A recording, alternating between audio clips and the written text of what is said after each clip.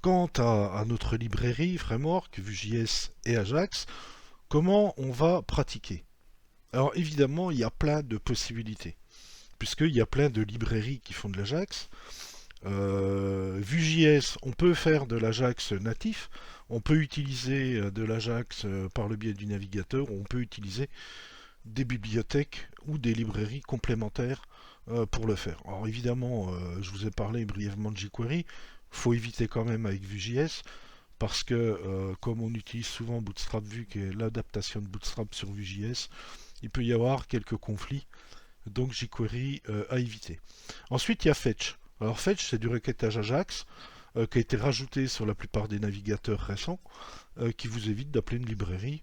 Il a un petit peu, il simplifie énormément l'Ajax natif, on le verra après, mais bon, il est un petit peu compliqué dans certains cas de figure. Ensuite, il y a Axios. Alors Axios, c'est une librairie qui est très très rapide, qui permet de faire beaucoup de choses en Ajax. Donc c'est la librairie à privilégier en utilisant Vue.js, c'est celle qu'on utilisera. Et il y en a beaucoup d'autres qui permettent évidemment de faire de l'Ajax. Restez quand même dans des usages standards et préconisés par rapport au framework que vous utilisez. Alors l'intérêt c'est quoi? On va le voir sur trois exemples, c'est-à-dire faire une requête native, pour se rappeler un petit peu avec l'objet XML HTTP request qui est assez complexe, faire une requête avec fetch qui est beaucoup plus facile et faire une requête avec Axios qui est encore plus facile. Et vous verrez l'intérêt évidemment d'utiliser ça. Alors ça va nous simplifier la vie au niveau du requêtage asynchrone, hein. On va utiliser les promesses, ces fameuses promises, qui vont nous permettre de savoir quand est-ce qu'on a reçu le résultat pour pouvoir évidemment le traiter.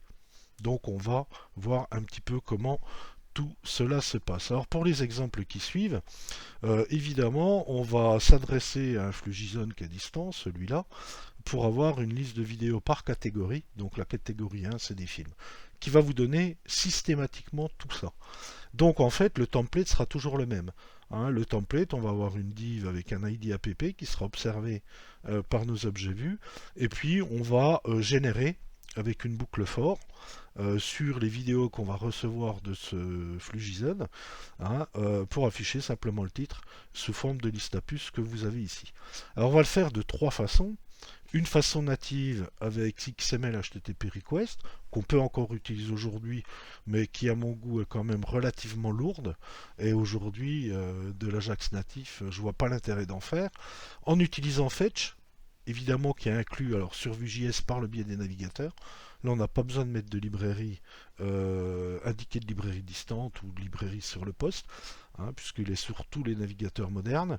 Et puis en utilisant Axios, donc là c'est une librairie particulière qu'on appellera en CDN pour pouvoir faire du requêtage Ajax avec Axios.